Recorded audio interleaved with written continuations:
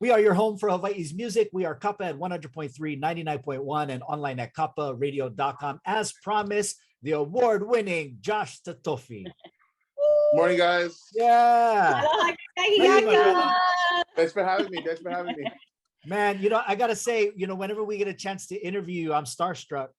Thank you, guys.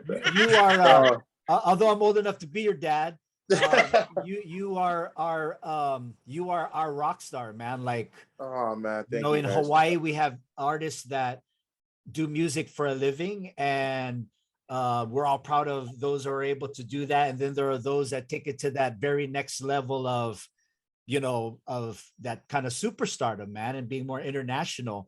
You have won many of awards, and now you are getting to probably live one of your dream moments of performing probably in front of your idols. Yeah, for sure. Yeah, before we get into Babyface, what we're going to talk about, which is like why we wanted to talk you mainly, but let's get into number one. Congratulations for your Hoku nomination. Thank you, guys. Thank you. Yeah, Thank for real. This is what's exciting, is that how does it feel when you've watched the Hoku Awards growing up, and then to see that you are nominated for like Male Vocalist of the Year? Like, how does that feel? It's a crazy feeling, so it's not a feeling ever that you just kind of get used to, right? It's even though I watched my dad do it numerous times, and of course his closest peers, I get just as excited. It's a great time of the year for all the musicians to come together, and producers to fellowship and see what's to come forth in our industry. So I'm excited. I'm always excited, even when I'm not nominated. I'm just excited about it. Cause, you're a fan first, right? Yeah, because there's so much new artists that come up, and you're excited to see what they're gonna do. Especially when they say their first Hoku. It's like a lot of people sometimes it's like, okay, cool, this is what I want to do, and that's it. And then some people is like, cool, this is what I wanted, but I want to do this. I want to work harder next year for this, or et cetera. So it's always great to see what's gonna happen. And but as far as me, I'm just always excited. Like, even when I'm not nominated. How many nominations does he have, Jazz? This year, 2 for Single of the Year with Perfect for me, and Hawaiian Video of the Year. Is that the? What's funny is I was on the same page because I released 2 singles. I thought, like a video, whatever. I'm up for 8 this year for what? Yeah, for a single song, single Hawaiian video, I think, and then other music video. I don't know. I should have probably memorized it, but when my manager, that's so cool when you lose count. I love that. When my manager called me, I was like, how are we up for the same amount of awards that I did when I released the album? So I mean, but I didn't question it. I was like, hey, whatever it is, thank you. I'm excited. Like I said, I'm excited to attend and watch even when I'm not nominated. So it's about celebrating each other and celebrating where our music is today, how much we've gone through, what we've taken away, and the strength. I think that our musicians, right? No, that's exactly what it is. I was real blessed and fortunate to really, although my generation, where I am with my generation, I'm with them, but like mentally, it started for me way before my actual career, right? So things like watching the monumental Brother Is on stage, and Makaha Sons came on, those are the things that I know. My generation probably not so much familiar, but so my mental state of mind for the industry started way before I started singing. When you sit back and okay, your manager calls and says, hey Josh, you're up for such and such, who starts to coordinate the Josh Tatofi look and the attire for the Hoku Awards? Because everybody got, what you going to wear? Who are you going to wear? You do have a thing. You do have a, there's a Josh Tatofi look. What's so funny? What's so funny is I don't know if it's a look, maybe I just don't put in enough time really to to dress up. But in the very beginning of when I think it was 2014, I started double booking myself, and that's when I knew, like, okay, I need a manager. help. I need a manager, booking agent. So I brought in, my manager now, Aaron Mikami, and the very first thing he told me is like, "Hey, you guys gotta start wearing aloha shirts." I was like, "What?" He's like, "Yeah, bro. The Hawaiian music industry, you gotta wear aloha shirts." And I go, "Aaron, I haven't worn an aloha shirt since 6th grade May Day, And he's like, "You gotta figure it out." So I told him, I'm like, "Check this out. We'll slowly do aloha shirts, but in the meantime, we're gonna wear black." And so he's like, "Okay, and how about the shades, the hat, and the gold chain?" I'm like, "We're not taking that out. I'm leaving that." so I think that's where more the look is. Like, we might change the shirts every now and then, but as you can see on the trio, you always see that black Brisbee Bali fedora hat, the black shades, the beard, and the gold chain. Yeah. And I was telling Aaron, he's like, in the beginning, he's like, "Right, you guys look like a rap group." I'm like, "Bro, this," and I go, "Bro, this is us. Like, we wear this like even off stage, like." So can I just keep that part, bro? How's this? I'll let you choose a lot of shirts, but I'm gonna keep this part. And he's like, "You know what? I'll take that deal." Okay.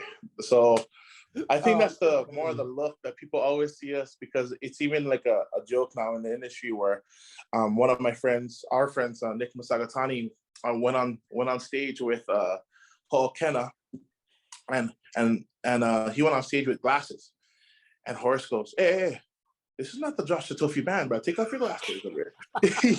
So I guess it's just it's a thing now, and I guess that's just, through the years, I guess that's the look, I guess, that we've been just. And we all wish that we could pull off the look. You can. I know my beard grows in patches, brah. No can. Josh, who nowadays, if there is anyone, wows you today when you hear them? Who is like the Josh Tatofi of today that is coming up and you're like, "Man, this guy's gonna," or this woman is gonna be like something soon? There's actually, there's a lot of talent out there right now. Even the ones that still been going, like people like Kuana, people like Robert, even Uncle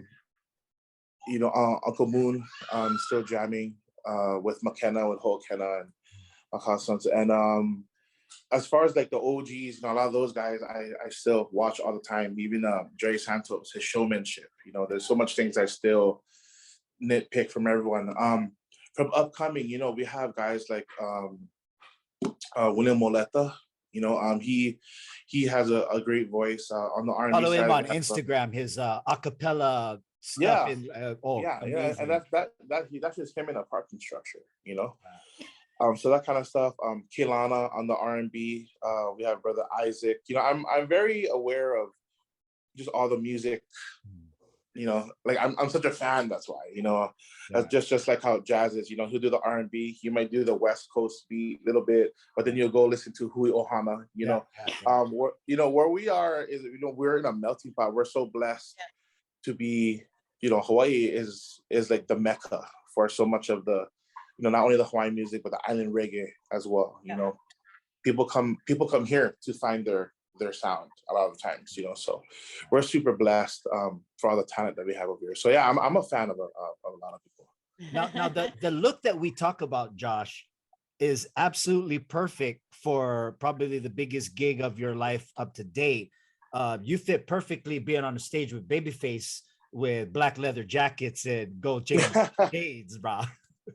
Yeah, man. How did you get that gig? Please, if you could divulge any info, how do you get that gig, man? What's funny is so we almost had to go into so first of all, shout out to Brother Ray of Major Raja. He's putting on that show, and when I heard Babyface was going, I was an ultimate fan. I never really do this, but in some cases I'm just like, I want to freaking do it. I want to sing, like, a lot of times we're like, but I turn, Babyface, you know what I mean? Like he's in charge of, between him, David Foster, Quincy Jones, like, I mean, they hold the whole R&B section for decades, So I called Aaron. I was like, bruh, I want to open up for Babyface. He's like, oh, okay. Let me call.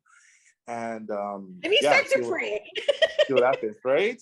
And so I was even more eager that I just called Ray directly. I was like, Ray, I gotta open for Babyface. He's like, bruh, we definitely can try and make it happen, but their management has like a special way of choosing. And so anyway, so his management actually, for like a month, I was basically like in escrow. We have to go like look at my content, look at my videos, look at what I post, like just everything about me. And if they liked the package, then okay. And so that's basically what happened. So for like a whole month, I was just kind of like, hopefully, because obviously the guy doesn't need an opener anyway, Right. But if he is, he'd want it to be good and matches, show. He probably, he's a big time professional, Yeah. So when the management gave us a call back and they gave us the green light, I was just so stoked. Wow. It's talk about a dream. That's a dream. I mean, I think if anything, right? We were talking about going to Hoku's nominations. What are your goals? Some people say, yeah, that's it. And then what comes next? Let's talk about that. Now, you just put it out there to the universe. You're opening up for Babyface. What the heck will come after opening up for Babyface? You know what? Who knows? But the way, I'm a man of faith, and the way God works is crazy, right? It's just so crazy for me, and He knows what's next. We don't, but all I can do is, remain my relationship with Him solid, and whatever comes with is like right on. I just never thought you'd get more and more, just when I released the Melia, we did the halftime show for the LA Lakers game. That was freaking crazy, right? That was like, I was like, what? And what's the craziest part about this whole thing, which I want to let people in Hawaii know, is that Hawaiian music did it for me. Hawaiian music did it for me to get to these places. It's crazy. Right. It's like, yeah, but don't you sing R&B? It's like, I mean, I do. And a lot of stuff that even in the Mele Hawaii that I do, the R&B, hints are always going to be in everything that I do. But it was the Hawaiian music that got us to a lot of places, and with that platform came the R&B. So it's not like, I did the R&B and then I put Mele Hawaii in my set. I had the Mele Hawaii set and then I put the R&B in it, so it's crazy how that worked out, and I like to really preach that out to, the younger gen too. It's like, whatever you're trying to do, like, go for it, sing it, and who knows what happens. So, going to Babyface, it's like, I love it because it's, it's our home base, my hometown. I literally live up the street from the Blaisdell, so I'm excited, man. I just love being here because it just shows more for our people, letting them know, like, oh, wow, we could definitely. What's your all-time Babyface hit, brother? One that make you stop what you're doing and grab your lady and start slow dancing. The song that always gets me up is, it's kind of funny, is kind of the song that he wrote for Brandy. Sitting in my room. Yeah, I know, but that song, it always gets me going, Like, just like, but then of course you have the actual Babyface songs. Yeah. I've always, my dad thought I had an issue when I was younger because all I did was listen to sad, slow songs. Well, you know what it is about that Brandy song that does it for you? I know what it is, because the bass line is a slowed down version of "I wanna thank you for let me." Yeah, it is. So it gives you that kind of like, oh my gosh. Yeah, that whole groove, But Babyface's Nobody Knows It But Me is like my all-time favorite.